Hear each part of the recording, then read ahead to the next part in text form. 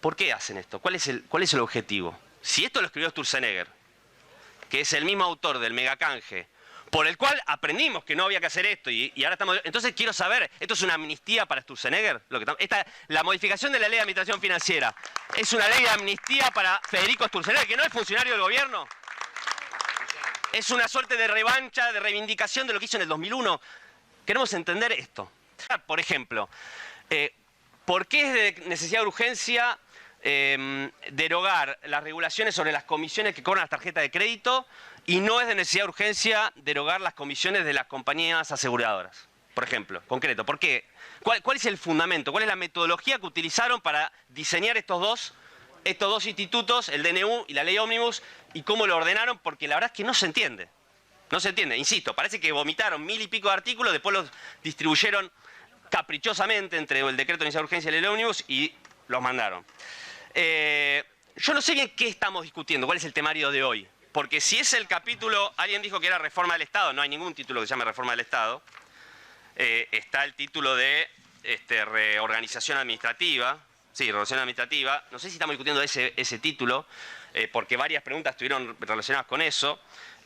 Bueno, hay un montón de temas ahí interesantes para preguntar. A mí me interesa saber, por ejemplo, las razones de la modificación de la ley de administración financiera.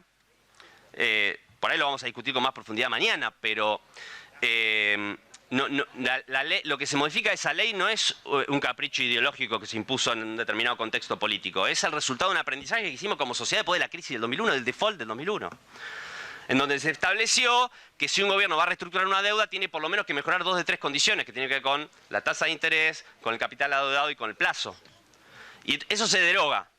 Se deroga y entonces y también se deroga el límite, se deroga la necesidad de que pase por el Congreso y además se deroga una ley que habíamos puesto hace poquito que es un límite al monto o al porcentaje en moneda extranjera en el que se puede endeudar el Poder Ejecutivo. Ahora, ¿por qué hacen esto? ¿Cuál es el objetivo? Si esto lo escribió Sturzenegger, que es el mismo autor del megacanje, por el cual aprendimos que no había que hacer esto y ahora estamos... Entonces quiero saber, ¿esto es una amnistía para Sturzenegger?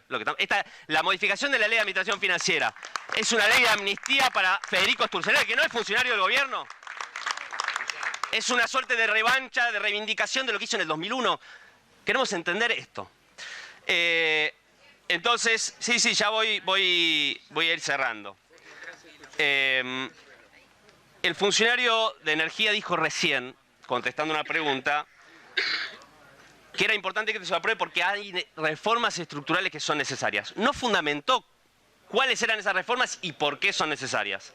Simplemente repiten, hay reformas que son necesarias, entonces necesitamos que aprueben la ley. Me gustaría alguna precisión. Por ejemplo, el presidente Milei dijo que se espera, y fue el fundamento para defender el decreto de necesidad de urgencia, que la Argentina necesita un shock de inversión.